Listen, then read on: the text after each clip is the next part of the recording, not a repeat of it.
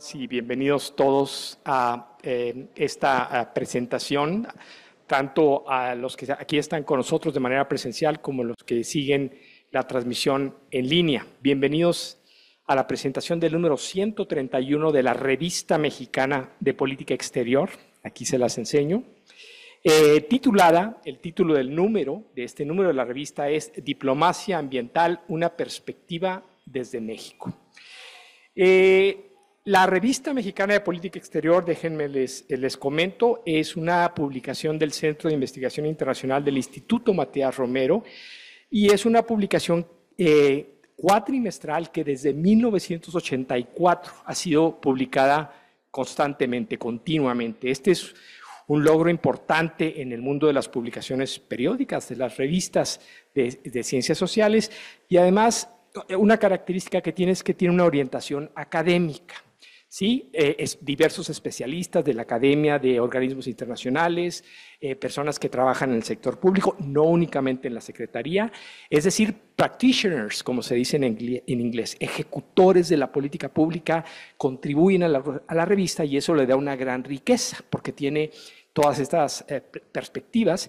Y además la revista pues tiene rigor, si seguimos ciertos lineamientos, cuidamos el contenido, entonces eso la hace una revista muy sólida. Además de que la revista se publica tanto en inglés como en español, de hecho son números bilingües, todos los números de la revista, y eso le da un tremendo alcance, una tremenda difusión, no solamente en el mundo de habla hispana, sino en el ámbito internacional. Y como debido a eso, formamos parte de los índices internacionales de revistas de ciencias sociales. Eso quiere decir que su contenido pues, se difunde ampliamente en el ámbito académico y además es de libre acceso. Todos los números son de libre acceso. Entonces eso le da un tremendo alcance a nuestra publicación. Bueno, el número que estamos presentando el día de hoy, por supuesto que aborda un tema muy relevante, el medio ambiente, el cambio climático, un tema muy relevante sin duda. Y bueno, como ustedes saben, en la administración actual en Estados Unidos, la administración Trump, pues ha tratado de relegar este tema que en algún momento en la administración Biden recibió cierto impulso. Pero eso no deja pero el tema no deja de ser muy vigente y muy urgente incluso, ¿sí? La revista comenta aspectos, bueno, el régimen internacional, del cambio climático, cuestiones de derecho internacional ambiental, cuestiones de justicia ambiental, que todos son puntos muy, muy importantes. También la diplomacia ciudadana en torno al medio ambiente, que también es otro aspecto fundamental para lograr dar impulso a este ámbito de la política pública. Y tenemos el gusto de contar, de tener con nosotros para comentar este número al embajador Miguel Ruiz Cabañas. Bienvenido, embajador. Bienvenido. A la doctora Ruth Zavala Hernández. Bienvenida, doctora. Y al doctor Rafael Velázquez Flores. Bienvenidos. Conforme vayan ustedes tomando la palabra, voy a dar una breve semblanza de cada uno de ustedes. Y cada uno va a disponer de hasta 15 minutos para hacer sus comentarios. La idea es que al final de los comentarios pueda haber minutos para las preguntas del público. ¿Sí? Entonces, por favor, si tienen alguna pregunta, algún breve comentario, podemos guardarlo para el final de las intervenciones de los comentaristas. Muy bien, entonces, en primer lugar, le voy a dar la palabra al embajador Miguel Ruiz Cabañas. Disculpen, a la doctora Ruth Zavala Hernández. Ella es profesora del Centro de Relaciones Internacionales de la Facultad de Ciencias Políticas y Sociales de la UNAM. Es licenciada en Relaciones Internacionales, maestra en Estudios Internacionales y doctora en Ciencias Políticas y Sociales por la Facultad de Ciencias Políticas y Sociales. Destaca su labor como profesora del Departamento de Estudios Internacionales de la Universidad Iberoamericana, del Instituto de Administración Pública del Estado de México y del Instituto Nacional de Administración Pública. Fue consultora sobre cambio climático en el Instituto Interamericano de Cooperación para la Agricultura.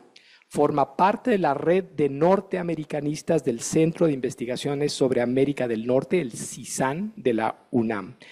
Y sus líneas de investigación son desarrollo sostenible, precisamente cambio climático, cooperación internacional y la relación género-medio ambiente. Es responsable del proyecto de investigación Visiones críticas a la gobernanza global de la Agenda 2030, el Estado frente a los actores privados. Adelante, doctora.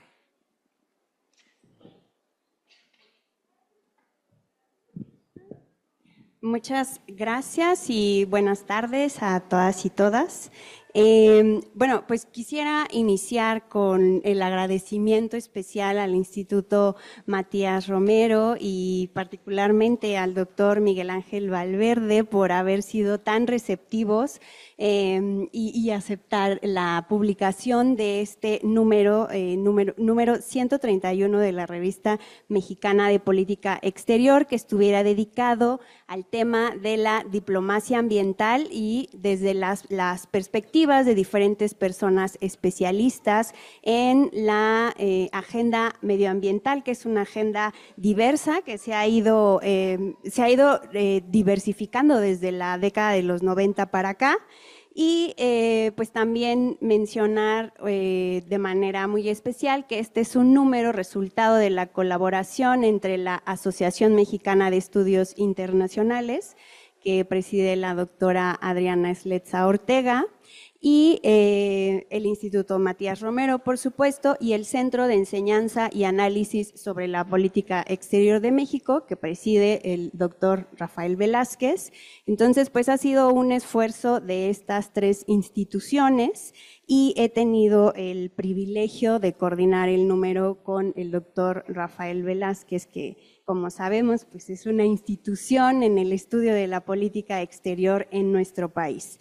Yo, en primer lugar, me gustaría abordar un poco cuáles son los temas que están incluidos en este número 131 de la revista, y voy a iniciar con el primer artículo que gira en torno a el derecho internacional ambiental, que esta es una rama dentro del derecho internacional público que, digamos, nace formalmente con la Conferencia de Estocolmo en 1972, pero que desde entonces, y sobre todo haciendo mucho énfasis en la década de los 90, ha ido evolucionando en la medida en que las investigaciones desde la ciencia nos han permitido nombrar los diferentes problemas medioambientales, identificar cuáles son las causas de estos y las consecuencias. Sin embargo, también habría que mencionar que este derecho internacional ambiental se caracteriza, entre otras cosas, la gran mayoría de este derecho es son acuerdos, está conformado por acuerdos no vinculantes, ¿no? Entonces queda a decisión del Estado de manera voluntaria su cumplimiento o no, ¿no? En este sentido, creo que es una rama que ha recibido diversas críticas por no ser más coercitivo quizá, pero bueno, es una de los elementos que podemos encontrar más allá de los temas medioambientales en la regulación que se da a nivel global. El siguiente artículo fue escrito por la doctora Edith Antal, quien es especialista en América del Norte, y ella nos habla de la cooperación ambiental en América del Norte, cuáles son sus alcances y cuáles son sus limitaciones. Y bueno, de manera muy general podríamos decir que América del Norte es una región altamente asimétrica, donde normalmente el Estado con mayor peso político, Estados Unidos, termina influyendo de manera muy directa sobre cuáles son las prioridades para la región, ¿no? A qué se le va a dedicar recursos, cuáles son los temas que mencionados y cuáles no. Y en ese sentido, pues en América del Norte ha sido complicado alcanzar una alineación en las perspectivas de las personas que encabezan el poder ejecutivo de los tres estados que integran la región, Canadá, Estados Unidos y México. ¿Ha avanzado la cooperación en materia ambiental? Sí, sobre todo en el marco del Telecan, con la creación de la Comisión para la Cooperación Ambiental. Sin embargo, bueno, esto que mencionaba, es una agenda que hasta cierto punto ha enfrentado diversas limitaciones, ya lo mencionaba hace un momento el doctor Valverde. Por ejemplo, ahora mismo tenemos una administración en Estados Unidos que es negacionista del cambio climático y que en términos generales podríamos decir está llevando a cabo acciones que nos hablan de una política regresiva en materia medioambiental. Entonces, bueno, pues me parece que este es un capítulo muy importante para nuestro país por el peso que tiene Estados Unidos, ¿no? Más allá de lo comercial en diferentes temáticas, y medio ambiente no es la excepción.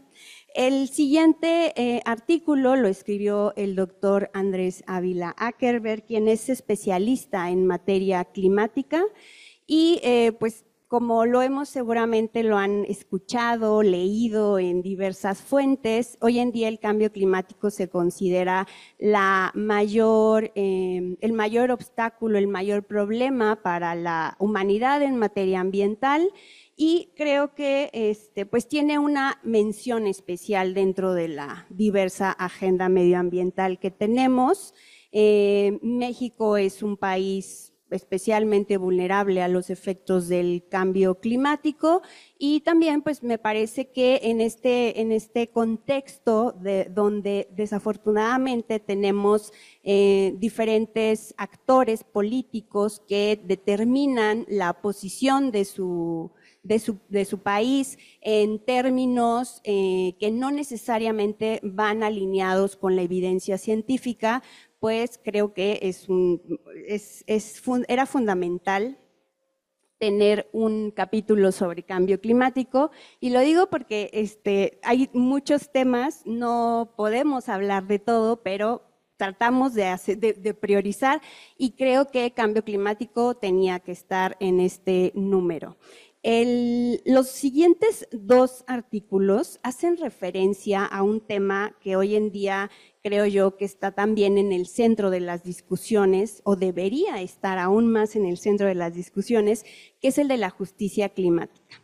El primero de ellos es una coautoría entre Miguel Ángel Escobedo de la Torre y el doctor Rafael Velázquez, y es justamente esta idea de la teoría de la justicia ambiental vista desde el sur global, ¿no? Y es interesante porque la agenda medioambiental a lo largo de estas décadas de evolución ha reconocido algo que se denomina como la deuda ecológica, que queda reflejada, expresada en uno de los principios del derecho internacional ambiental, que es el de las responsabilidades comunes pero diferenciadas, ¿no? Y esto nos lleva a hacer conciencia de que no todos los actores, pensando en estados en un principio, han contribuido de igual forma a generar la crisis ambiental, y no todos los actores tienen o cuentan con los mismos recursos para hacer frente a los efectos de esa crisis medioambiental. Así que a nivel global, porque todos estos temas se han negociado, ¿no?, bajo esta idea del multilateralismo, sobre todo bajo el liderazgo de las Naciones Unidas. Entonces, pues son cuestiones que de alguna manera, desde mi perspectiva al menos, se han ido diluyendo un tanto. Y un ejemplo de esto, pues, es el mismo Acuerdo de París, que tiene el Acuerdo de París sobre cambio climático, por supuesto, que tiene una pequeña modificación, que es bastante simbólica quizá, que es la de, bueno, ahora ya todos los estados, independientemente de su nivel de desarrollo, tienen que contribuir con la reducción de las emisiones que están provocando el cambio climático, pero de acuerdo a sus capacidades nacionales, ¿no? Entonces, eso por un lado, y otro de los cambios muy interesantes que se dan con este acuerdo es como una perspectiva más allá del Estado. Es decir, los estados son importantes, pero debemos reconocer la existencia y además el nivel de influencia que tienen actores no estatales para también sumar esfuerzos para resolver esta crisis climática. Y hay cada vez más espacios para esos actores no estatales en los diferentes niveles de regulación, no solamente en el global. Entonces, un poco en torno a esto, cuestionar qué tanto esas reglas que están marcadas en los acuerdos internacionales sobre cambio climático están velando por el reconocimiento de esas diferencias sobre responsabilidades y sobre las capacidades con las que realmente cuentan los estados para responder a los diferentes desafíos que se presentan a partir de la crisis medioambiental, climática en lo particular. El siguiente artículo lo escribe el maestro Ernesto Carmona y habla sobre el ámbito del transporte, particularmente el transporte marítimo y aéreo, que el sector de los transportes pues es fundamental porque también es de los que más contribuye con emisiones de gases de efecto invernadero. Él es un especialista en temas de transporte y creo que este es un artículo fundamental también para entender la complejidad del fenómeno climático y hacer énfasis en algunos de los sectores que se oponen y entender las causas del por qué se oponen a sí regular cambio climático, principalmente las emisiones que generan estos sectores.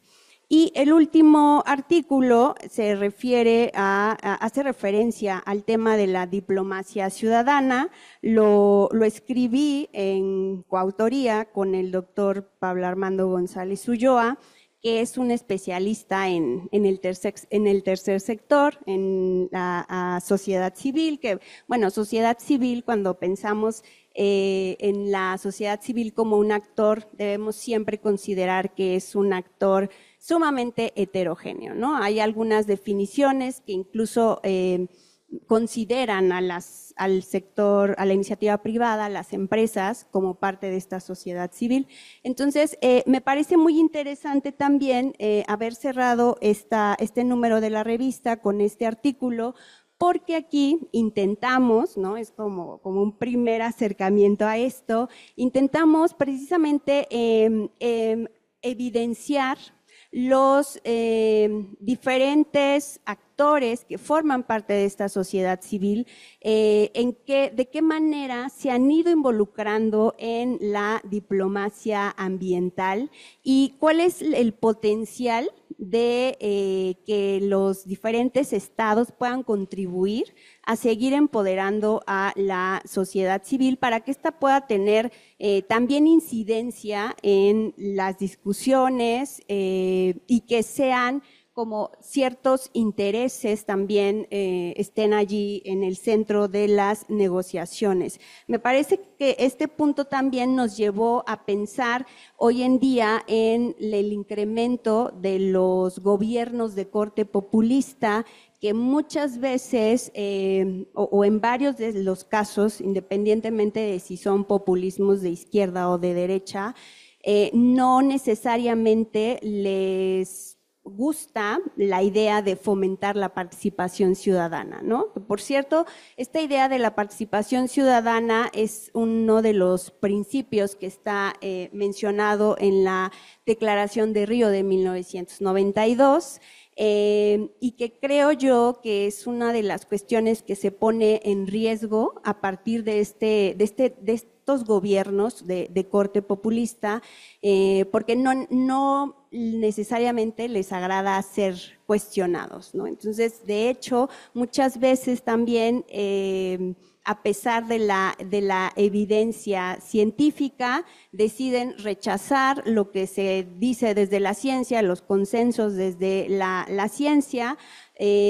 ya que lo consideran como parte del establishment, ¿no? Entonces, en la medida en la que eso cuestione sus decisiones, pues se prefiere rechazar, y creo que yo que también pues esta idea de la regresión en cuanto a la crisis de la democracia liberal en términos generales, pues podría amenazar ese tipo de principios, ¿no? En lugar de mayor participación por parte de la sociedad civil, hay una serie de obstáculos. Por ejemplo, también podríamos hablar de las diferentes expresiones de violencia que sufren las personas defensoras de la naturaleza, y desafortunadamente América Latina y el Caribe es la región más violenta, de acuerdo a diferentes fuentes, y no es fortuito. Es una región con mucha riqueza natural, ¿no? Entonces, bueno, pues esa sería más o menos la estructura que tiene esta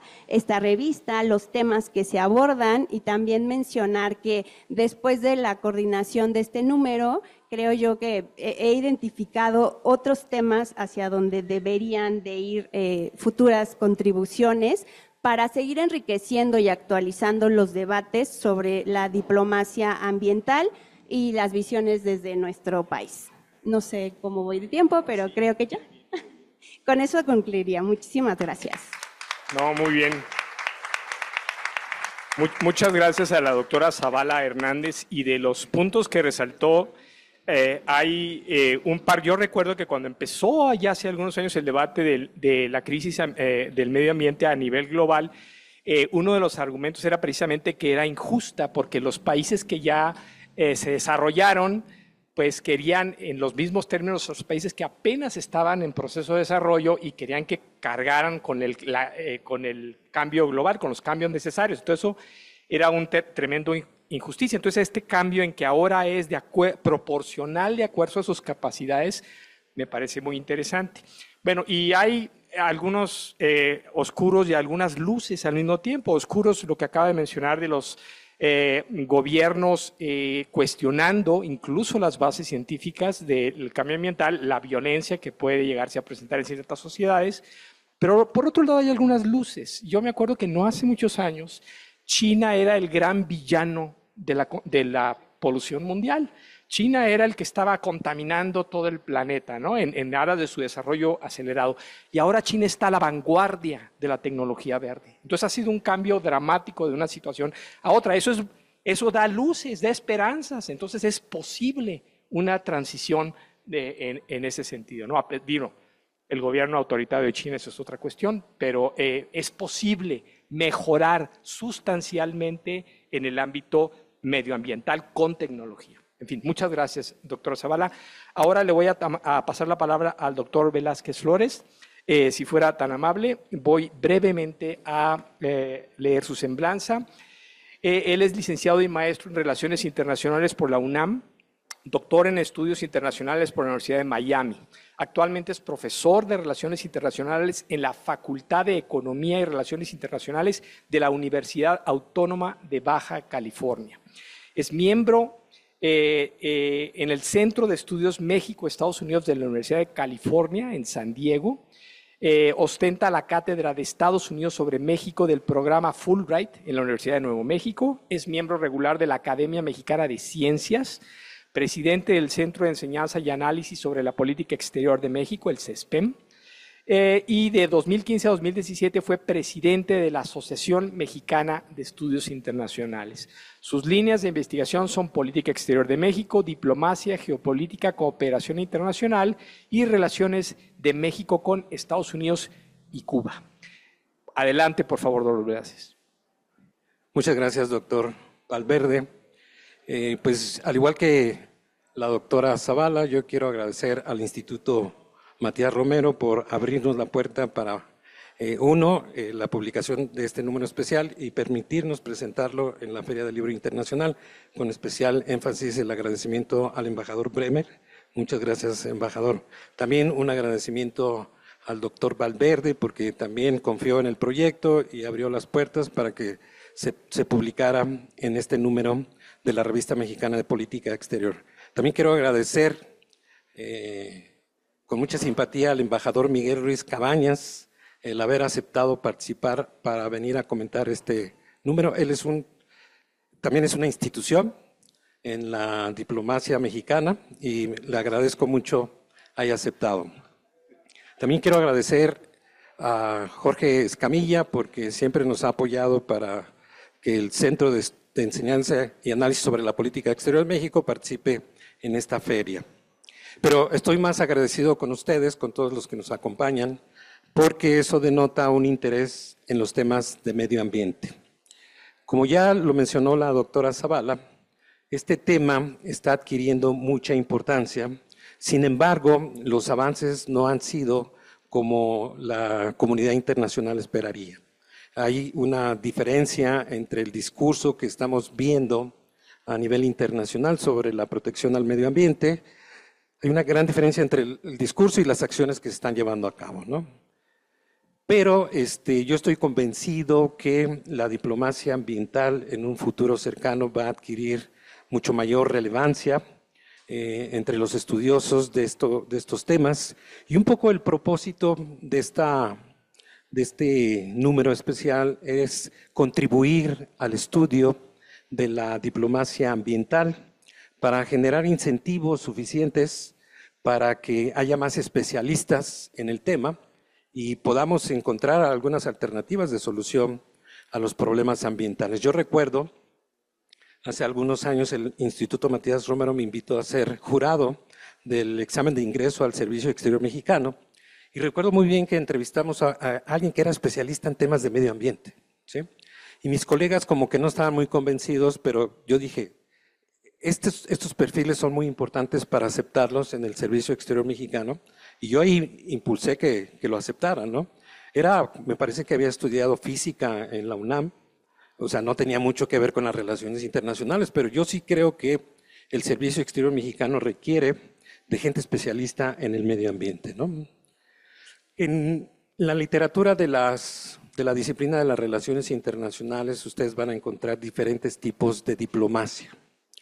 Hay tipos de diplomacia que tienen que ver con el actor que la lleva a cabo, como por ejemplo la diplomacia presidencial, la diplomacia parlamentaria, la paradiplomacia, que es las acciones exteriores de los gobiernos locales, etcétera, etcétera. Pero también hay diplomacias temáticas.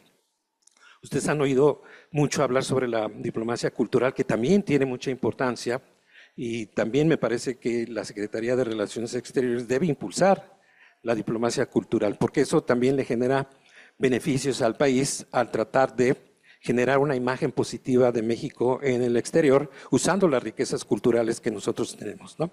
Pero también existe la diplomacia ambiental que desde mi punto de vista es una de las más importantes por todos los efectos que está teniendo el cambio climático y la contaminación. Yo estoy seguro que en un futuro próximo esta diplomacia va a adquirir mayor relevancia porque pues estamos descuidando la naturaleza, estamos viendo ya los efectos del cambio climático. Como seres humanos estamos contaminando nuestro medio ambiente y yo sí creo, yo estoy muy confiado en que los mecanismos de la gobernanza global puedan permitir encontrar alternativas de solución a los problemas ambientales.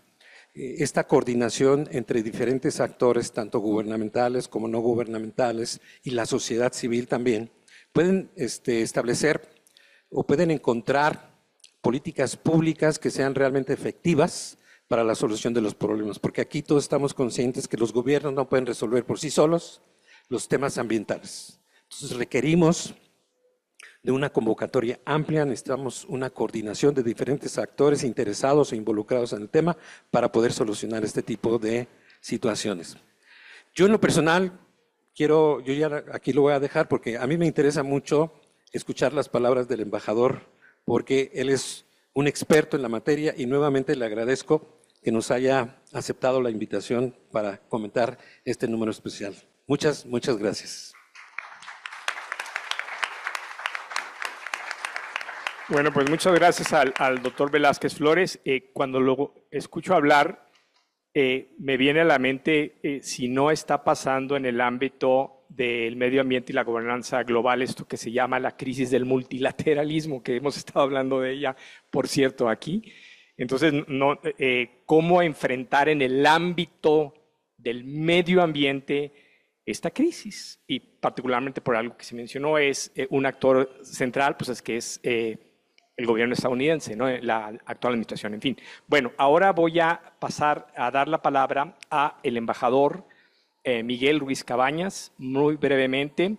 Él es licenciado en Relaciones Internacionales por el Colegio de México y maestro en Ciencias Políticas por la Universidad de Columbia, en Nueva York. Diplomático de carrera, ingresó al Servicio Exterior Mexicano desde 1979 y embajador fue nombrado desde 1998. En su trayectoria, subsecretario para Asuntos Multilaterales y Derechos Humanos, director general para América del Norte, coordinador especial para asuntos sobre tráfico de drogas, fue nombrado embajador de México en Italia y representante de México ante los organismos internacionales con sede en Roma. También ha sido embajador de México en Japón, representante permanente de México ante la Organización de Estados Americanos. Y en el ámbito académico también ha estado sumamente activo, docente en Relaciones Internacionales y Política Exterior en el Tecnológico de Monterrey, la Universidad Iberoamericana, la Universidad de las Américas, el Colegio de la Defensa Nacional y el Instituto Tecnológico Autónomo de México. Embajador, por favor, adelante. Muchas gracias.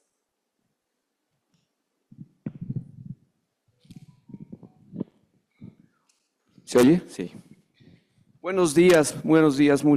Antes que nada, pues muchas gracias al embajador Bremer por su amable invitación a estar esta mañana con ustedes. Muchas gracias, Rafael, Ruth, por haberme incluido en este panel, se los agradezco mucho. Muchas gracias, doctor Valverde, por su amable presentación. Valverde, pues a mí me encanta, no sé ustedes, pero a mí me encanta venir al Matías Romero. Es un edificio bellísimo, es pues la tradición de la diplomacia mexicana. Ayer estuvimos hablando aquí, bueno, estuvieron hablando, yo escuché atentamente sobre Matías Romero y pues sí, realmente sí tenemos una escuela diplomática mexicana y esta casa pues ejemplifica eso. Doctor Valverde, usted hablaba ahorita sobre la Revista Mexicana de Política Exterior y déjenme recordar una figura importante porque honor a quien honor merece, a la embajadora Rosario Green, que fue profesora, fue mi mentora en el Colegio de México. Fue ella la que creó la Revista Mexicana de Política Exterior en 1984, cuando fue directora de esta casa, del Matías Romero. Y yo creo que esa combinación de que ella era diplomática y al mismo tiempo era una académica muy distinguida, pues a ese esfuerzo de ella se debe esa revista que se ha consolidado en estos 40 años. Y bueno, qué bueno que podemos recordar a doña Rosario Green. Estoy escribiendo un libro que nada tiene que ver con el medio ambiente. Bueno, sí lo menciono en algunos capítulos, pero lo que les puedo decir es que me revisé todos los números de la Revista Mexicana de Política Exterior, ya los revisé todos. Si uno hace ya, yo creo que, a lo mejor ya se hizo, no lo he visto, pero no. La historia de la política exterior a través de la revista es posible hacerla. O sea, los temas que han sido importantes a lo largo de 40 años, es posible decir, para México fue importante esto, y luego fue importante esto, y fue importante. Hay algunas constantes, desarme, desarrollo, solución de conflictos, temas globales. Hay cosas que dice uno, ese es el reflejo fiel de la diplomacia o de los intereses y preocupaciones de la política exterior de México. Para quien no lo sepa, la revista la pueden consultar en línea, toda, y entonces es algo que pueden hacer muy fácilmente. Hoy voy a hablar de varias mujeres, voy a hablar muy bien y me da mucho gusto, así como me puse a ver, no, sí, hay más mujeres que hombres en esta sala, lo que quiere decir que pues, es una tendencia que ya está ocurriendo. El futuro de la diplomacia mexicana cada vez tendrá más y más mujeres, y eso realmente está muy bien. Felicito a Rafael y a Ruth por este proyecto. El conjunto de artículos ya los describió Ruth, entonces no me voy a detener a eso. Es yo diría, una panorámica bastante amplia de del debate actual sobre los temas ambientales, dónde estamos, cómo se iniciaron esos esfuerzos, hacia dónde va el mundo, en los temas ambientales, la cooperación multilateral. Entonces, o sea, es un ejercicio muy completo y yo felicito a los autores por este ejercicio. Me voy a detener en, pues, los autores mencionan 3 cosas. 1, diplomacia ambiental. 2, la diplomacia mexicana. 3, la justicia ambiental, son 4 temas. Y la transición energética. Entonces, voy a darles mis reacciones a estos temas.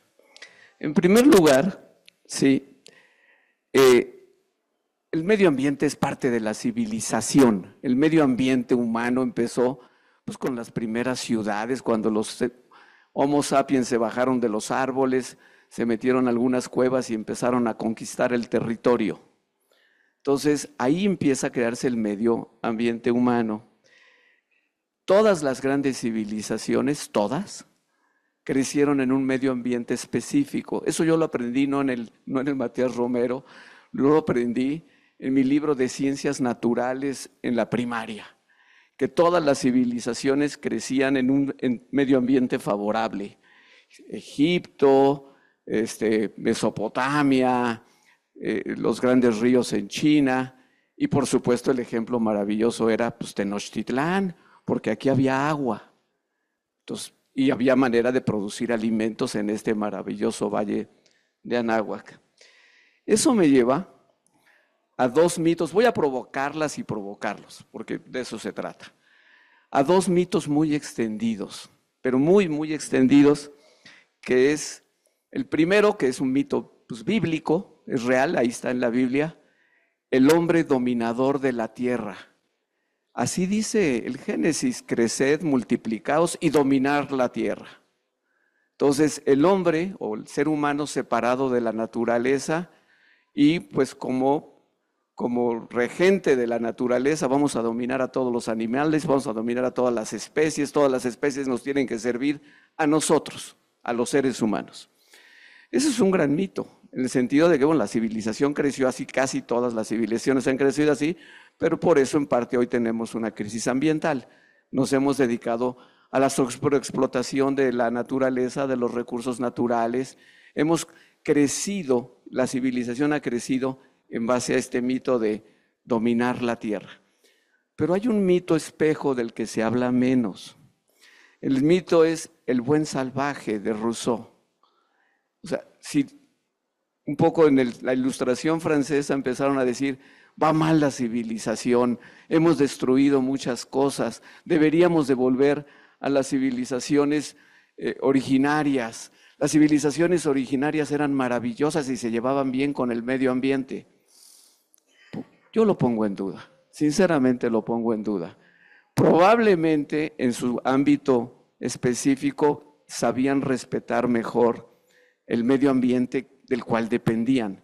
No se ponían por encima de la naturaleza, eran parte de la naturaleza. Y eso pues suena muy bien. Hasta que llegaba el pueblo de junto a hacerles la guerra. ¿Por qué? Por los recursos naturales. Entonces, el tema de fondo no es ni el capitalismo, ni el socialismo, ni el neoliberalismo, es el extractivismo. Es quién posee los recursos naturales, para qué y en beneficio de quién y cómo los utiliza. Ese es el verdadero fondo del tema, que va en contra, creo yo, de los 2 mitos más extendidos.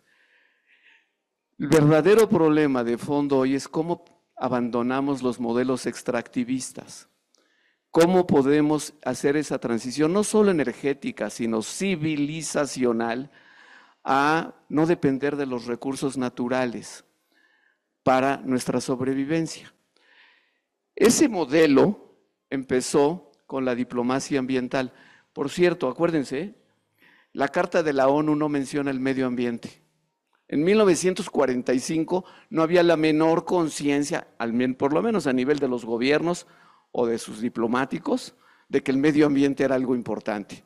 Estaba en muchas obras literarias, históricas, etnográficas, pero no estaba como algo La idea implícita era los recursos naturales y la naturaleza son inagotables. Eso está en la Carta de la ONU. La Carta de la ONU habla del bienestar económico y social, pero no habla del bienestar ambiental, no habla del cuidado del medio ambiente. La conciencia ambiental es un fenómeno relativamente reciente, es de los años 60.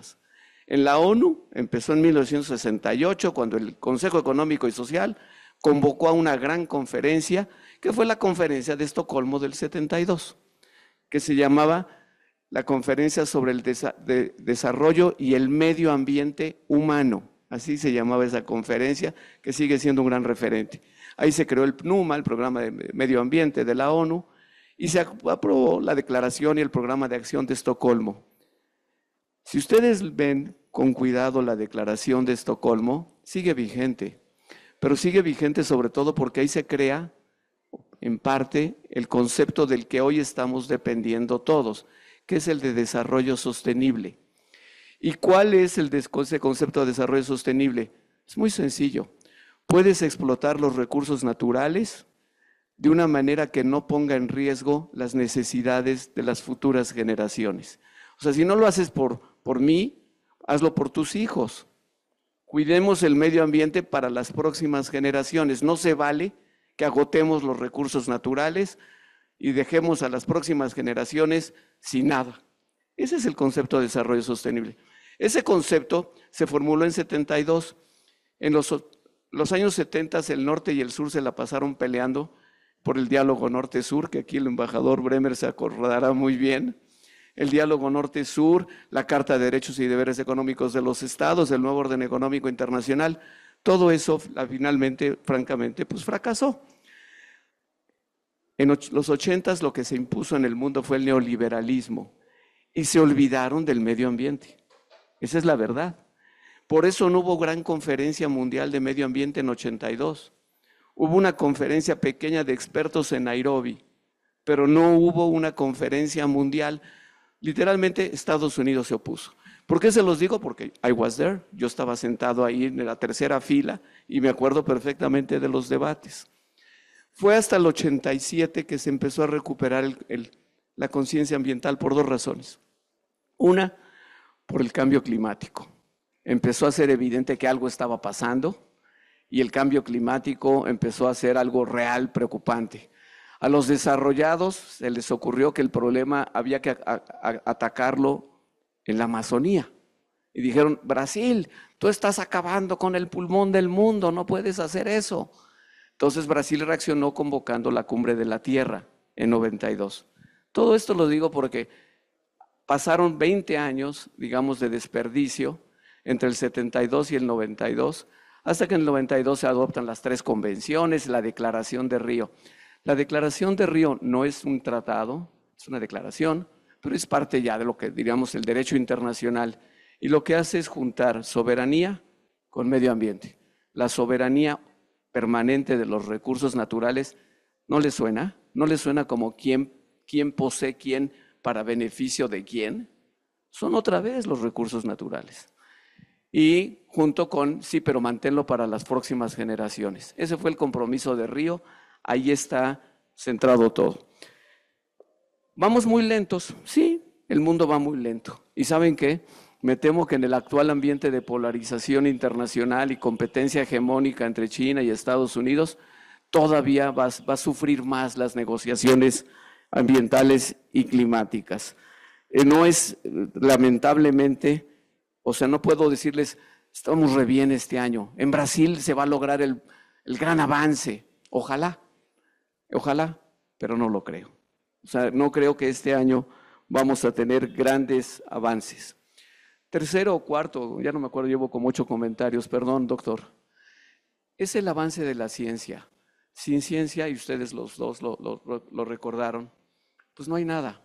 Y yo quiero recordar aquí, no es mujer, no fue mujer, un gran mexicano, el doctor Mario Molina, que descubrió que se estaba destruyendo la capa del ozono. Y eso llevó a los protocolos internacionales para cooperar y se acabaran los aerosoles que descubrían la capa de ozono. Se nos olvida, y fue un mexicano, el doctor Mario Molina con algún otro profesor de Estados Unidos, cuyo nombre no recuerdo. Lo que quiero subrayar es, sin ciencia no va a haber, ciencia y tecnología, no va a haber mejor relación de los seres humanos con el medio ambiente. No bastan los usos tradicionales. No es cierto, se los juro. No basta, tiene que haber mucha ciencia y mucha tecnología. Claro que tiene que haber conciencia de respetar al medio ambiente, pero el uso sostenible de los recursos naturales solo puede hacerse con tecnología. Siguiente tema, ya voy a acabar, para alivio del doctor Valverde. Sí. La justicia ambiental. Bueno, el tema otra vez, centrémonos en lo importante.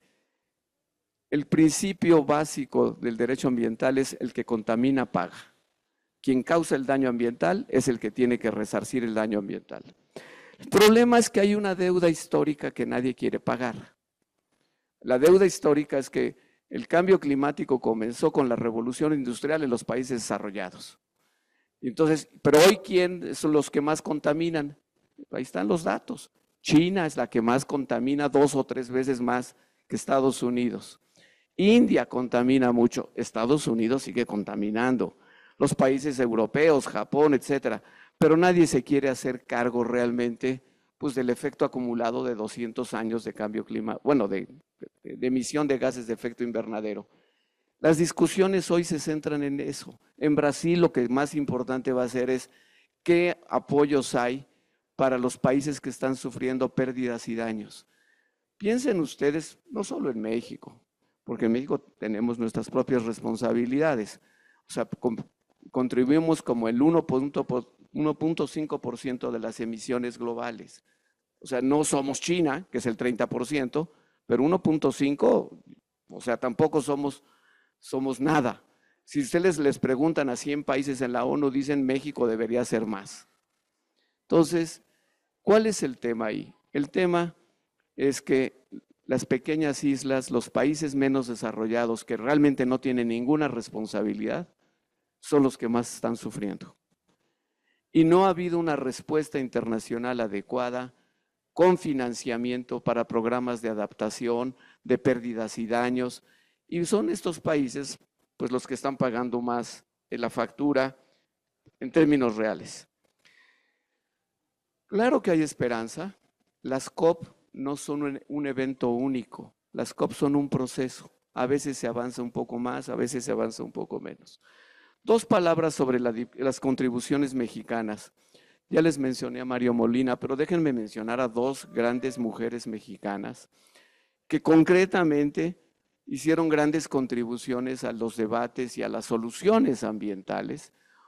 Las 2 cancilleres, por cierto, Patricia Espinosa, que fue la presidenta de la COP16 en Cancún en el año 2010, y ahí está reseñado en uno de los artículos.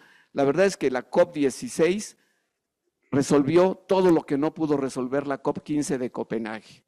¿Y saben por qué?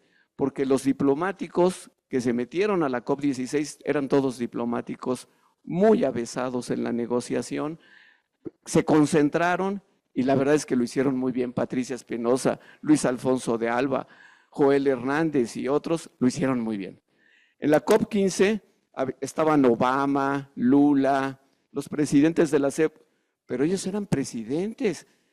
¿De cuándo acá un presidente hace parrafeos de Naciones Unidas? Pues no. Entonces la foto es muy famosa. Pues sí, que entraran los presidentes a parrafear en el último momento no era la solución. Eso se logró en Cancún. Y la otra es Alicia Bárcena.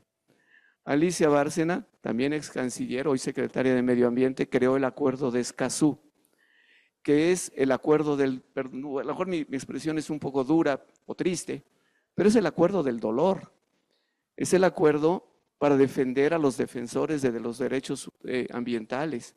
Es el acuerdo que trata de preservar la vida de las personas que se dedican a proteger el medio ambiente.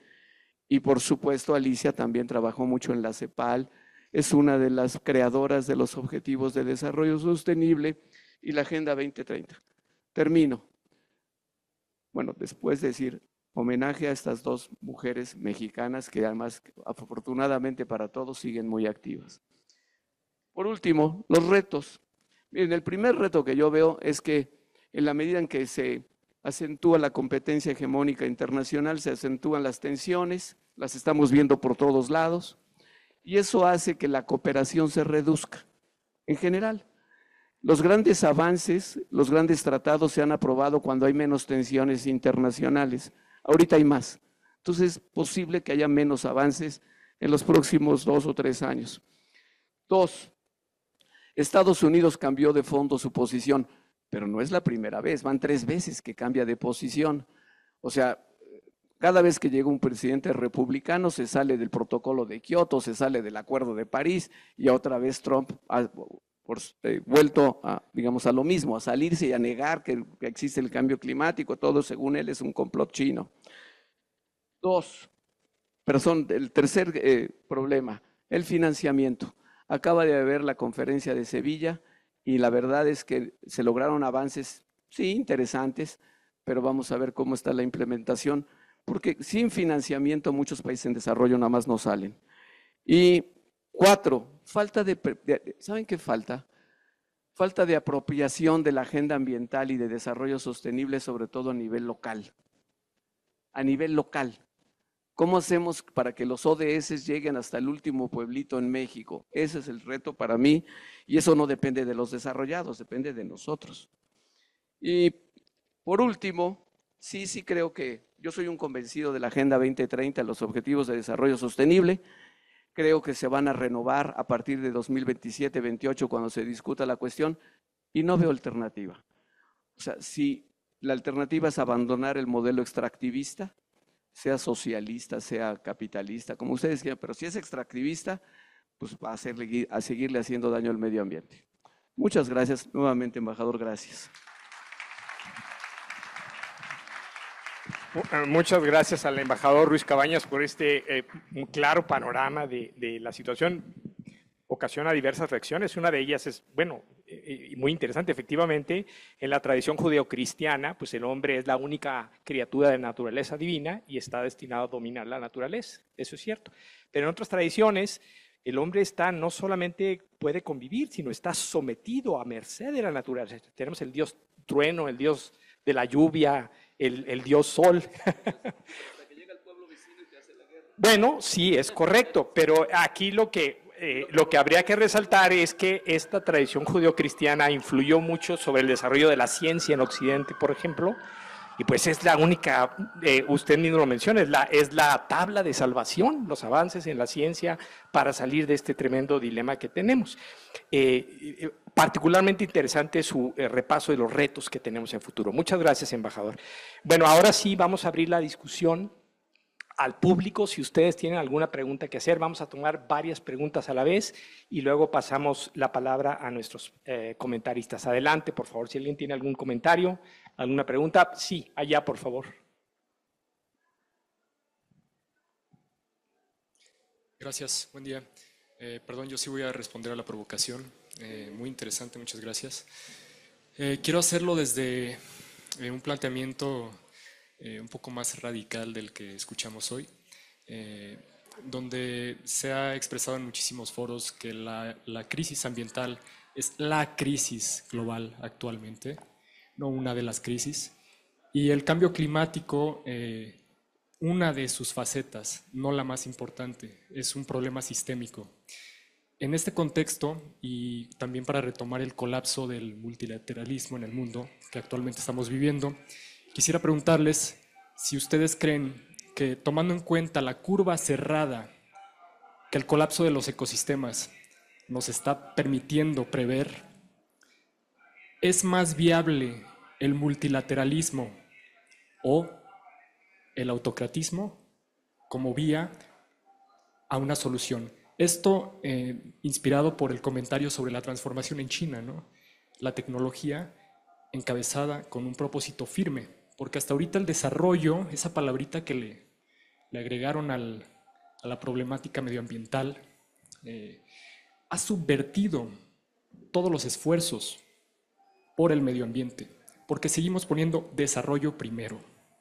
Hay varias teorías sobre el decrecimiento como una opción para frenar y pensar. Ya el COVID, la crisis, nos permitió ver el gran beneficio que nos permite hacerle al medio ambiente el frenar tantito la carrera industrial en la que está envuelta el mundo. Pero es esta pregunta que me hago frecuentemente. ¿El multilateralismo realmente tiene todavía el eje de maniobra necesario para permitirnos tomar esa curva tan cerrada? O como está haciéndolo China, quizá es necesaria una cabeza con una finalidad, porque uno se desarrolla y le dejamos a las generaciones que siguen, pues que se sigan desarrollando poco a poquito, pero va a haber un día en el que no va a haber recursos. Entonces, ¿hacia dónde? ¿Cuál es la meta? ¿Hay suficientes recursos para llegar a esa meta? ¿Cuál es el plan?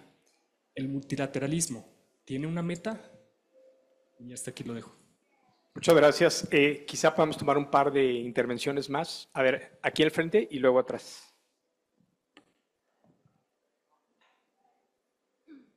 Buenas tardes, yo soy Saraí Paredes, soy estudiante de Relaciones Internacionales. Primero que nada les agradezco su intervención y bueno, mi pregunta va dirigida al podio en general, quien quiera responder, es más sobre el tener una política ambiental fuerte es un privilegio del que muchos países no gozan. Y por ejemplo, México apenas está presentando su primer plan industrial formal, que es el Plan México. Este plan es un plan que contraviene muchos aspectos en cuanto al sector ambiental. ¿Qué podría hacer México desde su trinchera para aportar a un cambio, ya que no es una potencia en este aspecto? Muchas gracias. La tercera intervención y luego ya pasamos la palabra a los comentaristas. Buenas tardes, gracias por la palabra. Yo quería igual hacer una pregunta en general. Yo también soy estudiante de Relaciones Internacionales. Y mi pregunta es acerca de lo que dijeron hace un momento. ¿Por qué piensan que la ciencia es más importante que la conciencia para hacer este cambio revolucionario en cuestión del medio ambiente? Sí, yo creo que en tiempos importantes como en la Ilustración o el Renacimiento se ha, bueno, el arte y este tema de conciencia ha tenido más peso para hacer cambios ideológicos en las personas. Y la ciencia, por ejemplo, así como ya lo mencionaron, en la Revolución Industrial fue la que nos trajo este mismo problema. Gracias. Muy bien. Si alguien gusta tomar la palabra, adelante.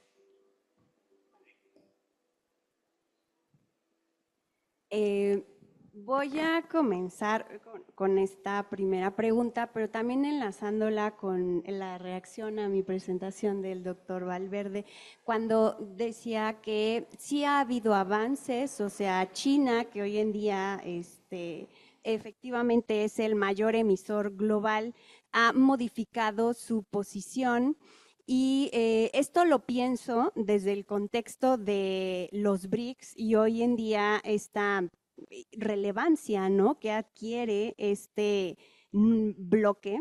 En la pasada reunión, fue en el mes de julio de los BRICS, en Brasil, por cierto, reivindicaron los estados que conforman este bloque su derecho a desarrollarse, ¿no? Y como parte de su derecho a desarrollarse, explotar, seguir utilizando los combustibles fósiles para generar energía. Al respecto, sobre el concepto de desarrollo, quiero decir que hay una definición o un entendimiento hegemónico del desarrollo, pero no es el único, ¿no? Y eso me parece interesante decirlo porque pues, la posición oficial de Naciones Unidas etiquetan al desarrollo como sostenible, pero hay que reconocer que hay otras visiones, hay otras cosmovisiones y que no necesariamente coinciden con esa visión oficialista. Sobre el multilateralismo, yo creo que, y ahí estaría muy de acuerdo con el embajador Ruiz Cabañas, el multilateralismo seguirá en crisis, por lo menos el de las instituciones que emanaron del orden liberal después de 1945, pero afortunadamente la escala global no es la única escala desde donde se están haciendo acciones, ¿no? Hay diferentes niveles y hay diferentes actores más allá del Estado que también están buscando que como humanidad tengamos una relación pues más equilibrada quizá con la naturaleza, ¿no? Y que de hecho se supere esta idea antropocéntrica de que el ser humano es superior, ¿no? Es la especie superior y que está destinado a